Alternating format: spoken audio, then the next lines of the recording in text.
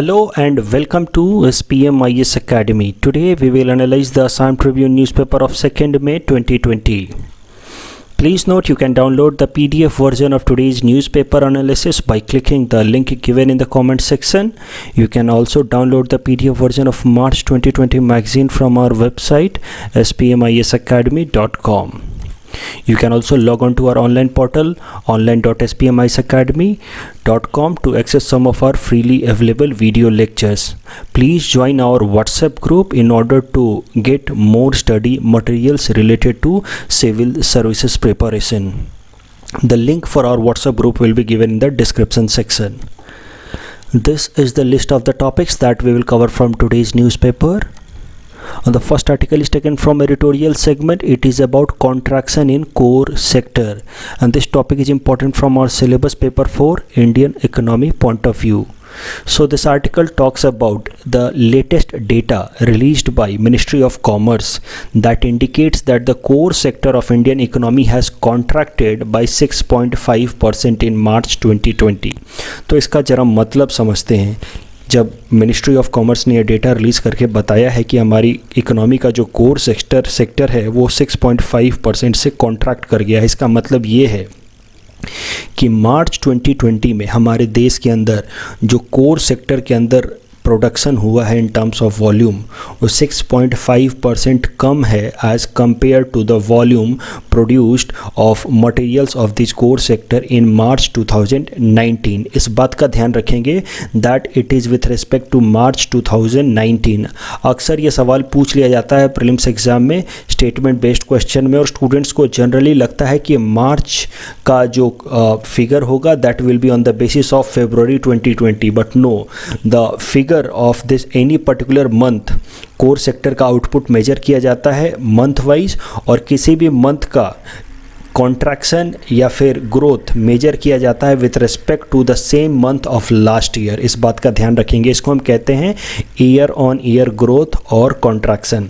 तो year on year में इस साल कॉन्ट्रैक्शन हुआ है in our core sector by 6.5% in the month of March, and this is a matter of concern, क्योंकि मार्च के अंदर तो लॉकडाउन सिर्फ एक वीक का था. आप सबको अगर याद हो तो lockdown in our country started from 25th March, so the only last week of March was under lockdown. लेकिन अप्रैल और ओवरऑल मई के अंदर तो लगभग पूरा का पूरा ही लॉकडाउन कंटिन्यू हो जाएगा.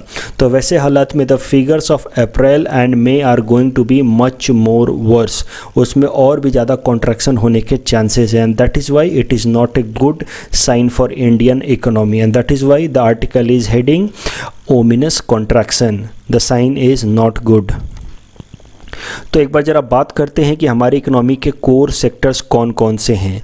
सो there are 8 industries that are considered as core sector of Indian economy, और उन इंडस्ट्रीज़ के क्या क्या वेटेज हैं कोर सेक्टर के अंदर वो भी ज़रा देखते हैं. तो ये 8 सेक्टर्स हैं, 8 इंडस्ट्रीज़ हैं जो हमारे देश के अंदर कोर सेक्टर में गिने जाते हैं, और उसमें भी सबसे आगे है रिफाइनरीज, और रिफाइनरी का वेटेज है 28.4%.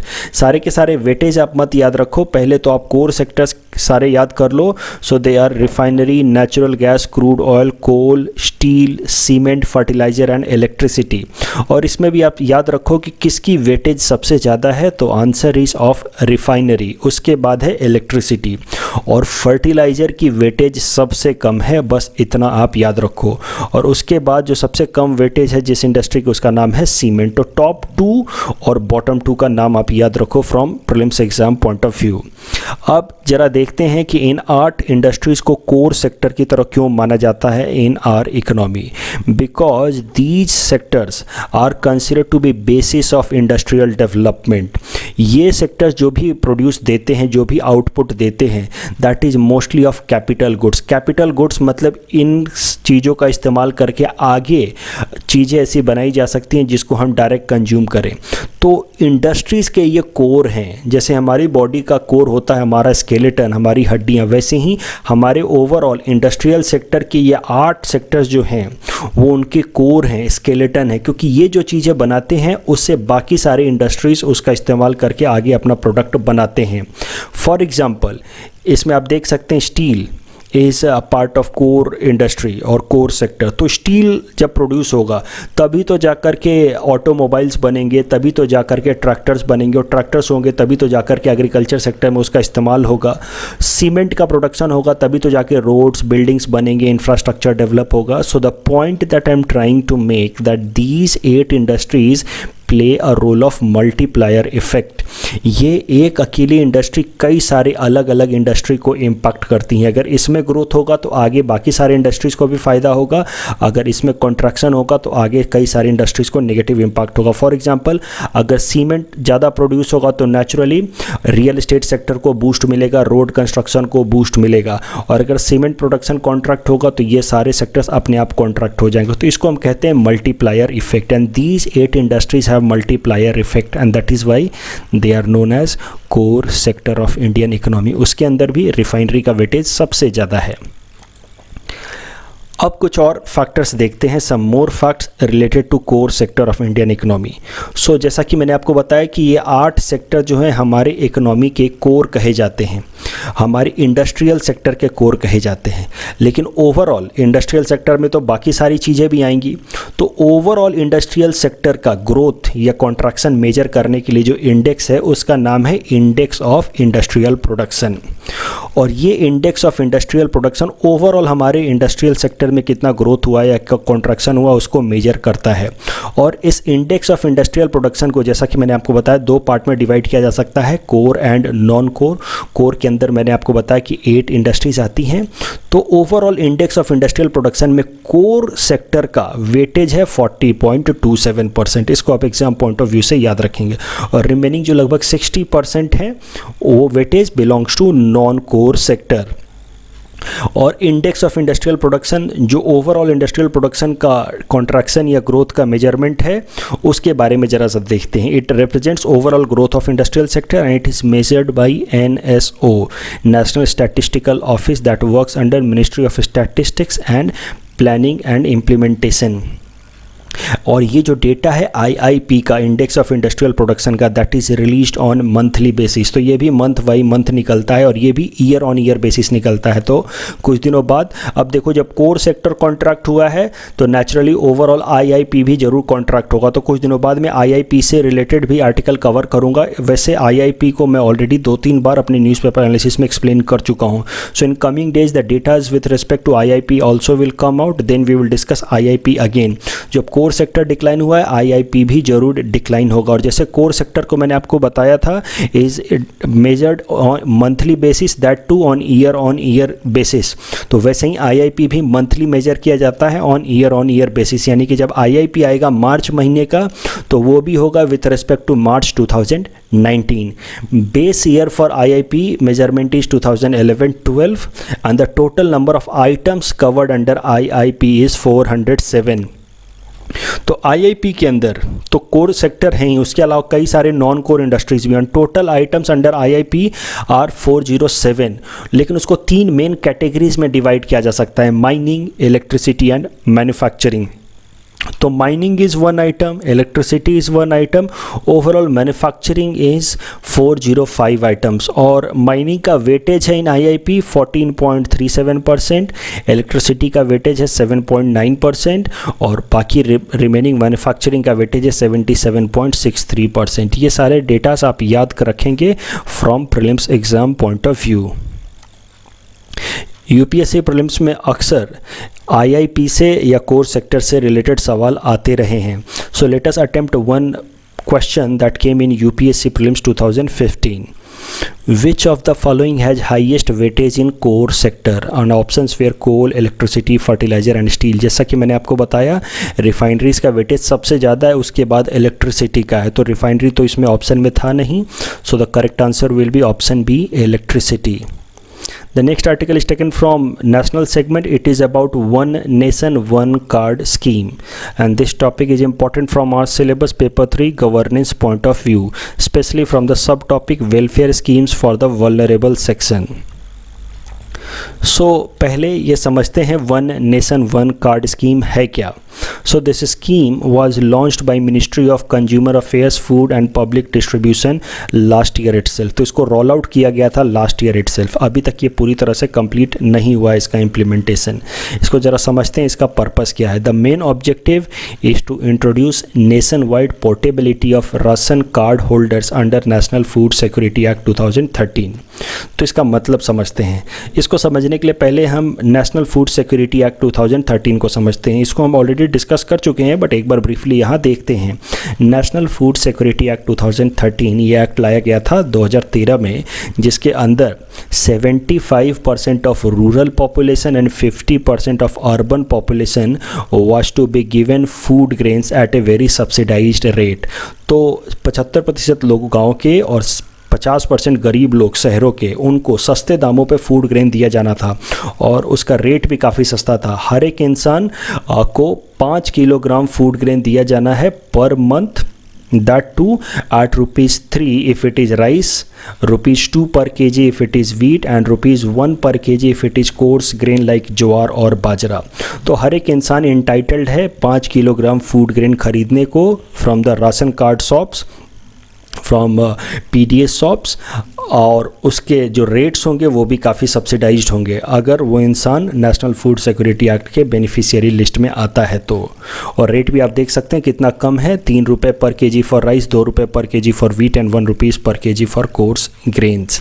अब समझते हैं इस one nation one card scheme का बेनिफिट. तो देखो, आपका अगर मान लो राशन कार्ड बना हुआ है, for example there is a migrant worker of Bihar, is a Bihari migrant worker, और इनका राशन कार्ड बिहार के अंदर बना हुआ है, और ये मान लो गांव के क्षेत्र में रहते हैं या शहरों के क्षेत्र में रहते हैं, और इनको नेशनल फूड सिक्योरिटी एक्ट के अंदर इनको ये फूड ग्रेन मिलने वाले थे, but for some economic opportunities ये बिहार से माइग्रेट करके आ गए महाराष्ट्र और यहाँ पे ये काम करने लगे.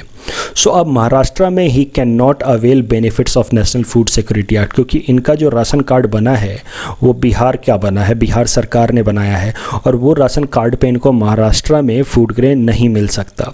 तो ये प्रॉब्लम फेस कर रहे थे हमारे कई सारे माइग्रेंट वर्कर्स, और जितने भी लोग बेनिफिशियरी हैं नेशनल फूड सिक्योरिटी एक्ट के अंदर, उसके लगभग 37% लोग ऐसे हैं जो अपने स्टेट को छोड़ करके किसी दूसरे स्टेट में जा कर के रह रहे हैं. तो सरल शब्दों में इसका मतलब ये है कि कम से कम 37% जनता ऐसी है जो प्रेजेंट जो सिस्टम है उस हिसाब से नेशनल फूड सिक्योरिटी एक्ट का बेनिफिट ही नहीं उठा पा रही है, क्योंकि उसका राशन कार्ड किसी और स्टेट का है और वो जा कर के किसी और स्टेट में रह रहे हैं. तो इस प्रॉब्लम को रिजॉल्व करने के लिए भारत सरकार ने फैसला लिया that it will bring a scheme of one nation one card, और इसके हिसाब से राशन कार्ड पोर्टेबिलिटी इस्टेब्लिश की जाएगी नेशन वाइड. यानी कि आपका राशन कार्ड भले बिहार का है लेकिन वो राशन कार्ड इंडिया के किसी भी स्टेट में चलेगा, and that is the objective of one nation one card scheme. तो one nation one card scheme में ज़रा देखते हैं what will be done. As I said, it will integrate the existing PDS systems, portals of different states and union territories with central system, and it will link Aadhaar card with ration card. तो सबका एक all India आधार card बना हुआ है, उस आधार card से ration card को link कर दिया जाएगा, और उस आधार कार्ड का डेटा तो सेंट्रल सिस्टम में फीड है ही. तो इस तरीके से अब एक स्टेट का राशन कार्ड के हेल्प से दूसरे स्टेट में भी आपको PDS का बेनिफिट मिल सकता है.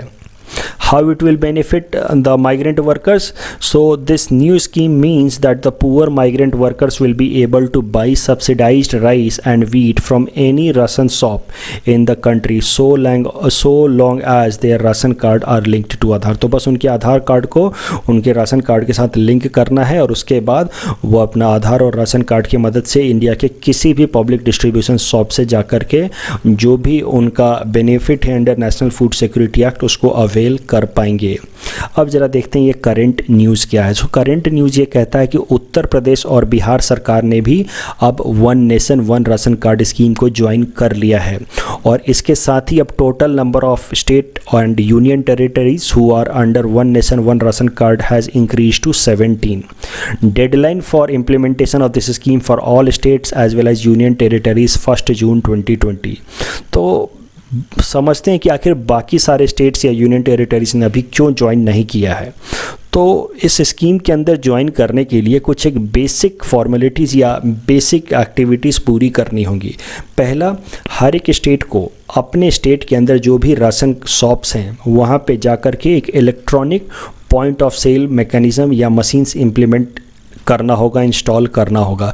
तब तो जाकर के अगर एक स्टेट इस स्कीम को ज्वाइन करना चाहता है, इसका मतलब ये है कि उसको अपने यहाँ पर भी जो भी माइग्रेंट वर्कर आकर के काम कर रहे हैं उनके लिए बेनिफिट्स अवेल कराना होगा। तो उसको अपने यहाँ राशन कार्ड शॉप्स पे पॉइंट ऑफ सेल मशीन्स लगाने होंगे और साथ ही साथ उसको अपने यहाँ के सारे आधार डेटा को नेशनल फूड सिक्योरिटी एक्ट से और राशन कार्ड डेटा को नेशनल फूड सिक्योरिटी एक्ट के बेनिफिशियरी से लिंक करना होगा। तो कई सारे स्टेट्स हैं जिनको अभी ये काम करना बाकी है।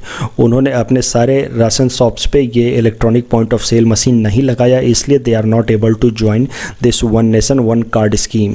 और हाल फिलहाल में उत्तर प्रदेश और बिहार सरकार ने ज्वाइन कर लिया है। अगर ये स्कीम ये लॉकडाउन होने से पहले इम्प्लीमेंट हो गया होता तो बहुत सारे प्रॉब्लम्स को हम लोग अवॉइड कर सकते थे, but unfortunately we could not do it.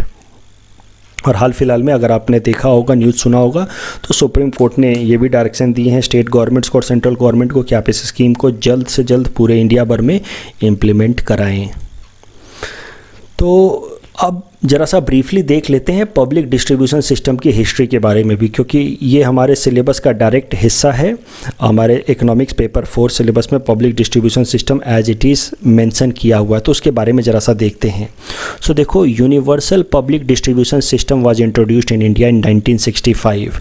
तो यूनिवर्सल पब्लिक डिस्ट्रीब्यूशन सिस्टम मतलब हर आदमी अपना राशन कार्ड बनवा सकता था, हर परिवार अपना राशन कार्ड बनवा सकता था जब 1965 में स्कीम इम्प्लीमेंट किया गया था। तो और हर परिवार को सब्सिडाइज्ड रेट पे सस्ते दामों पे फूड ग्रेन्स देती थी भारत सरकार थ्रू पब्लिक डिस्ट्रीब्यूशन शॉप। और इसका पर्पस था to improve health condition of people. At the same time the purpose was to maintain stability in the price of essential commodities. तो राइस दिया जाता था, वीट दिया जाता था, केरोसिन दिया जाता था, शुगर दिया जाता था थ्रू राशन शॉप्स। इससे होता क्या था कि मार्केट में अननेसेसरी लोग होर्डिंग करके ब्लैक मार्केटिंग करके उसके प्राइस को अननेसेसरी ज़्यादा नहीं कर पाते थे, क्योंकि अगर सरकार सस्ते दामों पे दे रही है राइस, वीट, केरोसिन, तो आप मार्केट में अननेसेसरी बहुत ज़्यादा प्राइस पे उसको नहीं बेच पाएंगे। तो ये दूसरा फ़ायदा होता था। फर्स्ट, हेल्थ कंडीशंस भी इंप्रूव होते थे सारे लोगों के, और दूसरा एसेंशियल कमोडिटीज़ की प्राइस भी चेक में रहती थी। लेकिन फिर धीरे धीरे ये रियलाइज़ होना शुरू हुआ भारत सरकार को कि हम हर इंसान को सस्ते दामों पे सब्सिडाइज्ड रेट पे फूड ग्रेन्स अवेल नहीं करा सकते, क्योंकि इससे जो गरीब लोग हैं उनका नुकसान हो रहा है। उनको ज़्यादा ज़रूरत है लेकिन भारत सरकार उनकी मदद कर नहीं पा रही है। तो इस कारण से 1997 में ये पब्लिक डिस्ट्रीब्यूशन सिस्टम स्कीम को चेंज किया गया, ट्रांसफॉर्म किया गया और इसको बना दिया गया targeted public distribution system. Targeted public distribution system मतलब अब कैटेगराइज किया जाएगा लोगों को in above poverty line and below poverty line, और जो लोग बिलो पॉवर्टी लाइन होंगे उन्हीं को सब्सिडाइज्ड रेट पे फूड ग्रेन्स अवेल कराए जाएंगे। सो इस तरीके से 1997 के बाद से पब्लिक डिस्ट्रीब्यूशन स्कीम का पूरा कॉम्पोजिशन एंड स्ट्रक्चर ही बदल गया। तो एक बार इस फिगर की मदद से ज़रा सा देखते हैं। देखो, 1965 में यूनिवर्सल पीडीएस लगाया गया जिसमें हर एक परिवार को सब्सिडाइज रेट पे फूड ग्रेन्स दिए जाते थे और केरोसिन और शुगर भी दिया जाता था। उसके साथ साथ एक और स्कीम चलाई गई जिसका नाम था अंत्योदय अन्न योजना। और अंत्योदय अन्न योजना के अंदर जो गरीब परिवारों को आइडेंटिफाई किया गया था और उन गरीब परिवारों को 35 kilogram 35 kilogram of food grain was to be provided free of cost. So ये अंत्योदय अन्न योजना और यूनिवर्सल पीडीएस चले फ्रॉम 1965 टू 1997। लेकिन 1997 में भारत सरकार ने फिर कैटेगराइज कर दिया और अब सारे लोगों को सब्सिडाइज रेट पे फूड ग्रेन्स नहीं मिलते हैं। अब सिर्फ उन्हीं लोगों को सब्सिडाइज रेट पे फूड ग्रेन मिलते हैं जो बिलो पॉवर्टी लाइन के नीचे हैं। दैट मीन्स पीपल और बिलोंगिंग टू बीपीएल कैटेगरी। और अंत्योदय अन्न योजना जैसे चल रहा था वैसे कंटिन्यू रहेगा, यानी कि 35 किलोग्राम फूड ग्रेन जैसे पहले मिलते थे गरीब परिवारों को, उनको एज इट इज़ आगे भी मिलता रहेगा और ये आज तक ये स्कीम चल रहा है। एक बार इस फिगर की मदद से समझते हैं। Now there are 3 categories under PDS scheme. एक तो पॉवर्टी लाइन डिसाइड की गई है according to national food security act. और पॉवर्टी लाइन आपको पता है बिलो और bottom most 50% population of urban area and bottom most 75% population of urban area, उनको बोला गया poverty line for national food security act public distribution system. और जो उसके ऊपर हैं उनको कोई बेनिफिट नहीं मिलेगा अंडर पब्लिक डिस्ट्रीब्यूशन स्कीम। जो उनके नीचे हैं उनको फूड ग्रेन मिलेगा एट सब्सिडाइज रेट, मैंने आपको बताया 3 रुपये राइस, 2 रुपये वीट और 1 रुपये कोर्स ग्रेन्स। और उसके अलावा एक तीसरी कैटेगरी भी है जो पहले से चली आ रही है, अंत्योदय अन्न योजना, जिसमें जो पुअरेस्ट ऑफ द पुअर जिनको कहते हैं, और ऐसे फैमिली को 35 kilogram food grain per month Bharat सरकार अवेल कराती है। अब एक बेसिक क्वेश्चन उठेगा कि सर ये नेशनल फूड सिक्योरिटी एक्ट में बेनिफिशियरीज़ को आइडेंटिफाई कैसे करते हैं।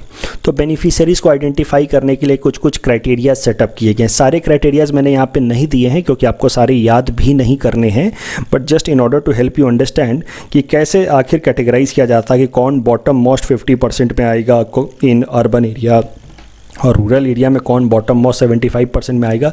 अब इस तरह से काउंट करना तो पॉसिबल नहीं है, तो भारत सरकार ने कुछ क्राइटेरियाज इस्टेब्लिश किए हैं और उस क्राइटेरियाज को इस्टेब्लिश किया on the basis of exclusion principle. Exclusion principle मतलब कि ये कैटेगरी के लोगों को नहीं मिलेगा benefit under national food security act. For example urban area में एक्सक्लूजन प्रिंसिपल कुछ इस तरह का है कि अगर आपके पास 4 व्हीलर मोटराइज्ड व्हीकल है, AC आपके घर में लगा है या आपके घर में कंप्यूटर लैपटॉप लगा है, तो यू आर एक्सक्लूडेड, यानी कि आपको नेशनल फूड सिक्योरिटी एक्ट के अंदर आपको फूड बेनिफिट नहीं मिलेगा if you live in urban area. और इस तरह के, मैं ये नहीं कह रहा हूँ कि बस यही 3 कैटेगरीज हैं, इसके अलावा कई सारी कैटेगरीज हैं, आपको सारे याद नहीं करने हैं। रूरल एरियाज़ में इसी तरह की कुछ कैटेगरीज हैं फॉर एक्सक्लूजन, यानी कि कुछ एग्जाम्पल्स देखते हैं। 3 और more rooms with all room having pucca wall and roof, second household with any member as government employ. तो इस तरह का कोई भी अगर क्राइटेरिया फुलफिल होता है रूरल एरियाज़ में, then you will be excluded from the beneficiary of National Food Security Act। तो इस तरीके से भारत सरकार फैसला करती है कि कौन इस कैटेगरी में आएगा और कौन इस BPL कैटेगरी में आएगा for the purpose of national food security act. The next article is taken from Assam segment. It is about piggery sector in Assam. This topic is important from our syllabus paper 6 Assam economy. This is also important from prelims APSC prelims exam point of view. So pig farming in Assam, इससे related कुछ data देखते हैं। अगर mains में सवाल आ जाए तो ये डेटास का हम इस्तेमाल करके आंसर लिख सकते हैं। So as you all must be knowing, majority of the people of north east region are non vegetarian और they prefer non vegetarian food and amongst them good number of people consume pork. North East region alone is home of 38.42% of total pig population of India. अगर हम 20th live stock census देखें जो हाल फिलहाल में इसकी report publish हुई है 2019 में, तो 20वीं लाइव स्टॉक सेंसस के हिसाब से पता चलता है कि total number of pigs population in Assam is 21 lakh in 2020 एज compare to 16 lakh in the last census that was conducted in 2012। तो 2012 में आसाम के अंदर 16 लाख पिग्स थे, अब 2020 के सेंसस में वहाँ पे 21 लाख पिग्स हैं, यानी कि number has increased by more than 28%.